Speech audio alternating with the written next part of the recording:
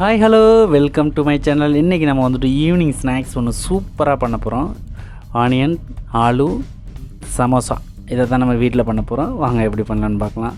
So இது வந்து பார்த்திங்கன்னா எவ்வளோ மொறுமொறுன்னு அழகாக வந்திருக்கு பாருங்கள். உங்களோட செல்ல குட்டீஸுங்களுக்கு வந்துட்டு நீங்கள் வீட்லேயே பண்ணி கொடுக்கலாம். ரோட் ஸ்ட்ரீட் கடையில் அப்படி இந்த மாதிரி எதுவும் வாங்கி கொடுக்கணுன்னு கிடையாது. ஏன்னா என்ன இல்லை பண்ணுவாங்க, எப்படி பண்ணுவாங்க நமக்கு எதுவுமே தெரியாது. கொஞ்சமாக மைதா இருந்தால் போதும், அழகாக அதை நம்ம வீட்டிலேயே செஞ்சு நம்ம குழந்தைங்களுக்கு கொடுத்துக்கலாம். ஸோ இப்போ ரெண்டாவது என்னென்னு கேட்டிங்கன்னா, இப்போ எல்லாமே ஃப்ரீயாக தான் இருப்போம், எல்லாம் குவாரண்டைனால். ஸோ அதனால் வந்துட்டு வாங்க இந்த ரெசிபியை இன்றைக்கி ட்ரை பண்ணலாம். இப்போ நான் வந்துட்டு பார்த்திங்கன்னா 1 கப் மைதா எடுத்திருக்கேன். இது வந்து எதுக்குன்னு கேட்டிங்கன்னா, சமோசாவுக்கு நம்ம அந்த ஒரு மேலே ஒரு லேயர் வருது இல்லைங்களா, அந்த லேயர் பண்ணுறதுக்காக வந்துட்டு நம்ம இந்த மைதாவை ஃபஸ்ட்டு மிக்ஸ் பண்ணி ரெடி பண்ணி வச்சுக்கலாம்.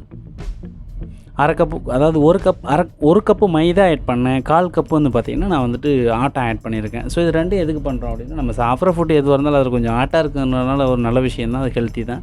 ஸோ அதனால் நான் வந்து கொஞ்சம் வித்தியாசமாக ட்ரை பண்ணியிருக்கேன். கடைகளில் வந்து பார்த்தா மைதா மட்டும் தான் போடுவாங்க, நான் ஆட்டாவும் சேர்த்து போட்டிருக்கேன். எப்படி வருதுன்னு பார்த்தீங்கல்ல ஃபஸ்ட்டில் ஃபினிஷிங். ஸோ அதுக்கப்புறம் கொஞ்சம் சால்ட் ஆட் பண்ணியிருக்கோம், அதுக்கு தேவையான அளவுக்கு. அதுபோக கொஞ்சம் ஆயில் போட்டிருக்கோம். ஸோ இதை வந்துட்டு லைட்டாக தண்ணி தெளித்து இந்த மாவை நம்ம ரெடி பண்ண போகிறோம் இப்போ.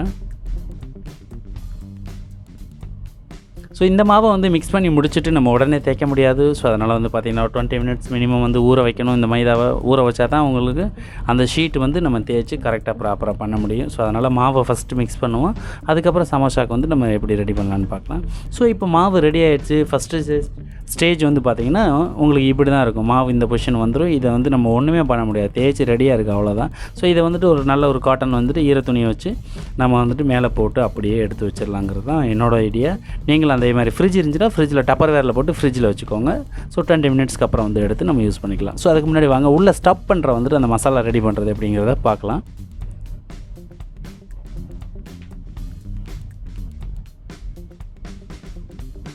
ஸோ ஆயில் போட்டாச்சு. ஆயில் அது ஃபேன், சின்ன ஃபேன், அதனால் வந்துட்டு கொஞ்சம் காய்கிறதுக்கு லேட் ஆகுது. ஸோ காய்ஞ்சதுக்கு அப்புறமே வந்துட்டு பேலன்ஸ் என்னங்கிறத பார்க்கலாம்.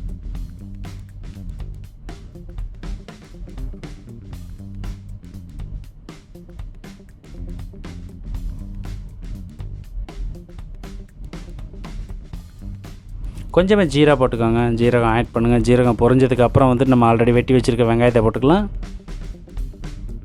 வெங்காயம் வந்து ரொம்ப நைஸாக கட்டிட வேணாம், கொஞ்சம் பெருசாக தான் இருக்கணும். ஏன்னா இதில் வந்து சமோசா பொறுத்தவரை எப்பயும் பார்த்திங்கன்னா மசாலா வந்துட்டு உள்ளே வந்துட்டு ஒரு மாதிரி அவிஞ்சு இருக்கணும், வதங்கி இருக்கக்கூடாது. ஸோ அதனால் வந்துட்டு கொஞ்சமாக வந்துட்டு வெங்காயம் வந்துட்டு நம்ம பெருசாகவே வெட்டிக்கலாம். ஸோ அதுபோக ஒரு 2-3 பல் எடுத்து இஞ்சி வெட்டி போட்டிருக்கேன், பூண்டும் வெட்டி போட்டிருக்கேன், ரெண்டையுமே சாப்பிட்டு தான் போட்டிருக்கேன். ஸோ அதுபோக கொஞ்சம் வந்துட்டு பார்த்திங்கன்னா பச்சை மிளகா, ஒரு 4 பச்சை மிளகா எடுத்து சின்னதாக கட் பண்ணி போட்டிருக்கேன். ஏன்னா நம்ம அதில் வந்துட்டு ஆல்ரெடி நம்ம சேர்க்குற இன்க்ரீடியன்ஸில் வந்துட்டு எந்த ஸ்பைஸும் கிடையாது. ஸோ இதில் ஆட் பண்ணுறது மட்டும்தான். ஸோ அதனால் வந்துட்டு நம்ம இதெல்லாம் போட்டிருக்கோம். இதை வந்துட்டு நம்ம வந்துட்டு ஒரு 50% குக் பண்ணிக்கலாம், நம்ம வதக்கிடலாம். ஸோ அதுக்கப்புறம் வந்துட்டு நம்ம மசாலா போட்டுக்கலாம். நல்லா மெதுவாக வதக்கிக்கோங்க. இந்த மாதிரி வெங்காயம் வந்து ரொம்ப வதங்கிட வேண்டிய அவசியம் கிடையாது சமோசாக்கு. ஸோ அதனால் வந்துட்டு பார்த்திங்கன்னா நீங்கள் ஒரு மீடியமான ஒரு கண்டிஷன் வரளவு நீங்கள் வதக்குனீங்கனாலே போதும்.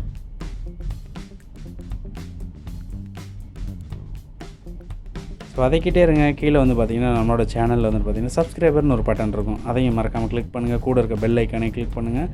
அதில் ஆளுங்கிற ஒரு நோட்டிஃபிகேஷன் கொடுத்து வச்சிங்கன்னா நம்ம போகிற லேட்டஸ்ட் வீடியோ எல்லாமே வந்து உங்களுக்கு உடனே வந்து சேரும்.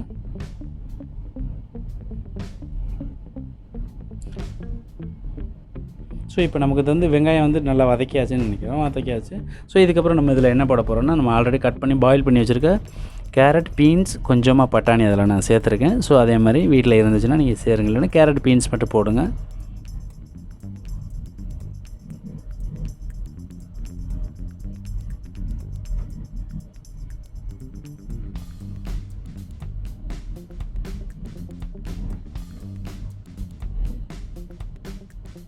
கொஞ்சமாக சால்ட்டு, கொஞ்சம் 1 ஸ்பூன் சில்லி பவுடர்,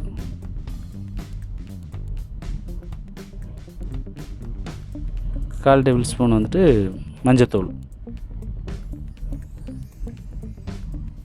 கொஞ்சம் ஜீரா பவுடர். இது 4 போட்டதுக்கு வந்து பார்த்திங்கன்னா கொஞ்சமாக கிண்டி விடுங்க, அதாவது மிக்ஸ் பண்ணிக்கோங்க. இதை கொஞ்சம் ஃப்ரை பண்ணிட்டோன்னா அந்த பச்சை வாசம் இல்லாமல் இருக்கும் அந்த மசாலாவோட வாடை. ஸோ அதுக்காக வந்துட்டு நம்ம கொஞ்சமாக ஃப்ரை பண்ணிக்கலாம். ஃப்ரை பண்ணிவிட்டு இப்போ பார்த்திங்கன்னா நான் வந்து மீடியம் சைஸ் வந்து உருளைக்கிழங்கு வந்து பார்த்திங்கன்னா நான் ஒரு 2 உருளைக்கிழங்கு எடுத்து நான் பாயில் பண்ணி எடுத்து வச்சுருக்கேன். ஸோ அதை இதில் ஆட் பண்ணோம்னா நமக்கு என்னென்னு கேட்டிங்கன்னா சமோசாவில் வந்து பார்த்திங்கன்னா இந்த வெஜிடபிளோடு சேர்ந்து அந்த உருளைக்கிழங்கும் சேர்த்து சாப்பிட்டோம்னா செம்ம டேஸ்ட்டாக இருக்கும். ஸோ அதனால் வந்துட்டு நான் ஆல்ரெடி பாயில் பண்ணி அதை வந்து நல்லா பிசைஞ்சு வச்சுருக்கேன். ஸோ அதை தான் இப்போ நம்ம ஆட் பண்ணுறோம். ஸோ இதை வந்துட்டு நல்லா மிக்ஸ் பண்ணணும். ஒன்றும் பாதி அது கரெக்டாக எல்லாத்துலேயும் மிக்ஸ் ஆகிற மாதிரி.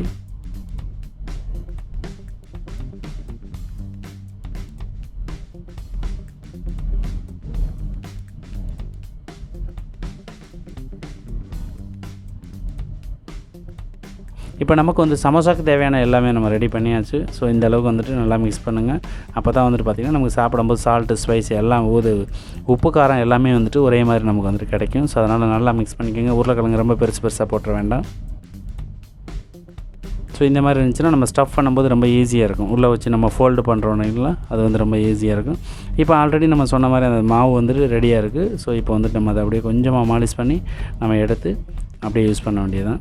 அதுக்கு முன்னாடி என்னென்னு கேட்டிங்கன்னா நம்ம திரும்ப ஒரு ஸ்டேஜ் நான் பண்ணி வச்சேன். இது 3வது ஸ்டேஜ். இந்த ஸ்டேஜ் வரும்போது அந்த மாவு வந்து பார்த்திங்கன்னா உங்களுக்கு நல்ல ஷார்ப்பாக, அதாவது ஷைனிங்காக இருக்கும். ஸோ இந்த பொசிஷனில் நம்ம பண்ணும்போது அது ஈஸியாகவும் இருக்கும் நமக்கு தேய்க்கிறதுக்கு.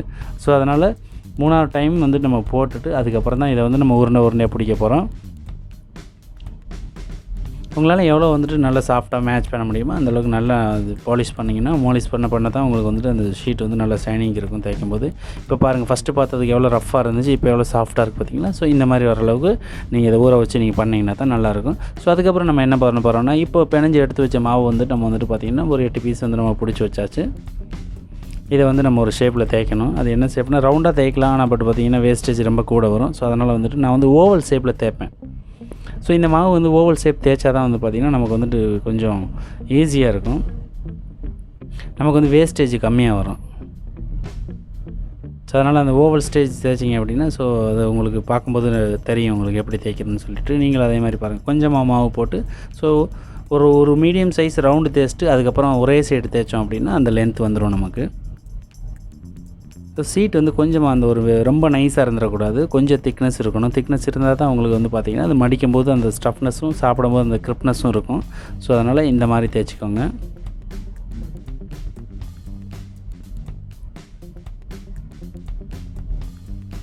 ஸோ நான் உங்களுக்கு பாருங்கள் திரும்ப எடுத்து காட்டுறேன். அந்த ஷீட்டை பாருங்கள் எவ்வளோ கணம் இருக்குதுன்னு சொல்லிவிட்டு. ஸோ அந்தளவுக்கு வந்துட்டு அந்த கணம் இருக்கிற அளவுக்கு நீங்கள் போட்டிங்கன்னா இந்த மாதிரி எல்லா சீட்டையுமே தேய்ச்சி அடுக்கி வச்சுருங்க. ஸோ அடுக்கி வச்சதுக்கப்புறம் தான் வந்துட்டு என்ன பண்ண போகிறோம்னா நம்ம இது அதாவது ஆஃப் ரவுண்ட் தான் குக் பண்ண போகிறோம் நம்ம. இது எதுக்காக நம்ம குக் பண்ணுறோன்னா, இது பச்சை மாவாக இருந்துச்சுன்னா வந்துட்டு பார்த்திங்கன்னா நமக்கு வந்து அந்த ஸ்டிஃப்னஸ் இருக்காது மடக்கி ஃபோல்டு பண்ணும்போது. ஸோ அதனால் வந்துட்டு பார்த்திங்கன்னா நம்ம ஒரு ஆஃப் ரவுண்ட் குக் பண்ணி எடுத்துக்கிட்டோம் அப்படின்னா நமக்கு மடிக்கும்போது ரொம்ப ஈஸியாக இருக்கும். அதே மாதிரி சாப்பிடும்போது அந்த மொறுமொறுப்பு அந்த கிரிப்னஸ் வந்து நல்லாயிருக்கும் சமோசாவில். ஸோ இந்த மாதிரி நீங்கள் 1 பை 1 எல்லாமே போட்டு எடுத்து வச்சுக்கோங்க. ஃபுல் குக் ஆகிடக்கூடாது. எப்போயுமே நீங்கள் நல்லா பார்த்துக்கோங்க. ஆஃப் டவுன் குக்குக்கு ஃபுல் குக்கிங்க்கு நிறைய வித்தியாசம் இருக்குது. ஸோ அதனால் வந்து பார்த்திங்கன்னா சும்மா லைட்டாக குக்கான ஓரளவுக்கு வந்தாலே போதும். நம்ம ஏன்னா ஆயிலில் ஃப்ரை பண்ணுவோம் இல்லைங்களா. Masala already cooked masala. So இதுவும் நமக்கு ஆஃப் டவுன் போது நமக்கு வந்து ஒரு ஆயில் நல்லா சூடாக வச்சு போட்டு உடனே எடுத்து சாப்பிட்ற அளவு தான் டைமிங் இருக்கும். ஸோ ரொம்ப வேகணும்னு அவசியம் கிடையாது. ஸோ இந்தளவுக்கு குக்கானா போதும் உங்களுக்கு. ஸோ இந்த மாதிரி எல்லா பீஸையுமே எடுத்து போட்டு எல்லாத்தையுமே அடுக்கி வச்சு என்ன பண்ணுறீங்கன்னா அதை வந்துட்டு சென்டரில் கட் பண்ணணும்.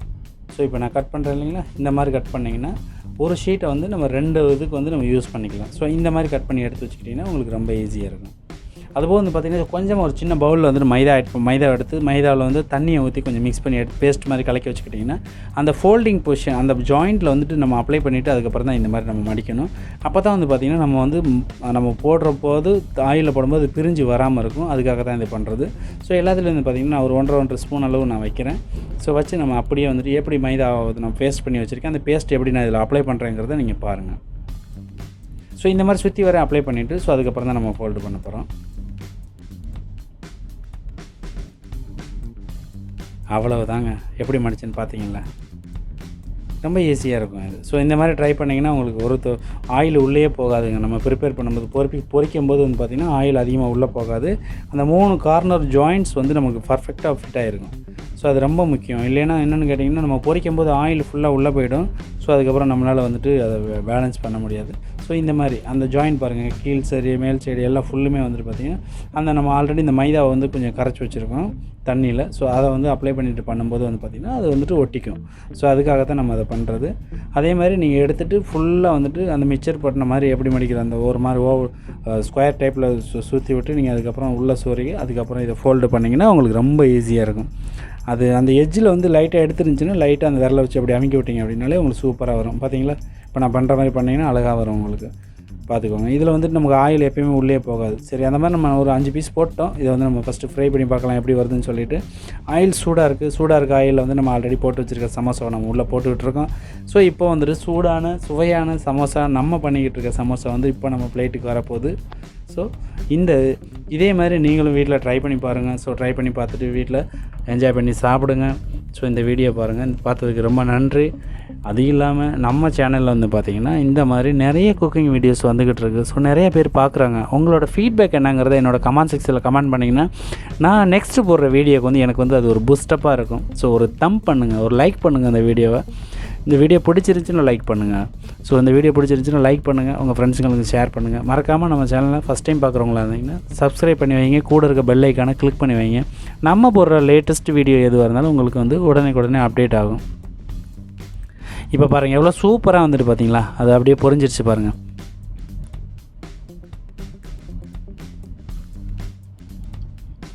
ஃபுல்லாகவே குக் ஆகிடுச்சு பாருங்கள். அவ்வளோ இந்தளவுக்கு கிரிப்னஸ் வந்தாலே போதும். ஸோ இது வந்துட்டு பார்த்திங்கன்னா நம்ம சாப்பிட்ற அளவுக்கு இருக்கும். உள்ளே ஆல்ரெடி மசாலா வந்து ஸ்டஃப்டு மசாலா வந்துட்டு குக் பண்ண மசாலா தான். ஸோ அதனால் வந்துட்டு அதுக்கு வேகிறதுக்கான நம்ம தனியாக டைம் தேவையில்லை. நம்ம மேலே போட்டுக்க பேட்ரு குக் ஆனாலே போதும். நீங்கள் இப்போ கலர் பார்த்தாலே தெரியும் உங்களுக்கு அந்த சமோசா எவ்வளோ சூப்பராக வந்திருக்குன்னு சொல்லிட்டு. சரி வாங்க, சமோசா ரெடி ஆகிடுச்சு. ஆளுக்கு ஒரு பீஸ் சாப்பிட்டுட்டு போகலாம். தேங்க்யூ ஃப்ரெண்ட்ஸ், ரொம்ப நன்றி இந்த வீடியோ பார்த்ததுக்கு. ஸோ நம்ம சேனலை தொடர்ந்து சப்போர்ட் பண்ணுங்கள். உங்களோட ஆதரவு எனக்கு ரொம்ப நீங்கள் கொடுக்குற ஆதரவு எனக்கு ரொம்ப முக்கியம். ஸோ உங்களுக்கான வீடியோஸ் 1 by 1 வந்துட்டு நான் டெய்லி ஒரு வீடியோ போட்டுட்ருக்கேன். ஸோ உங்களோட ஃபீட்பேக் எதுவாக இருந்தால் என்னோடய கமெண்ட் செக்ஷனில் கமெண்ட் பண்ணுங்கள். தேங்க்யூ.